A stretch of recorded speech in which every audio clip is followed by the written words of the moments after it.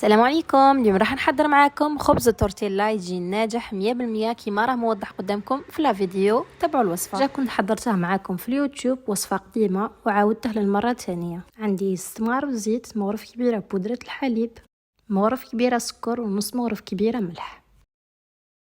نخلطهم مع بعض ونضيف لهم كاس طعم دافي.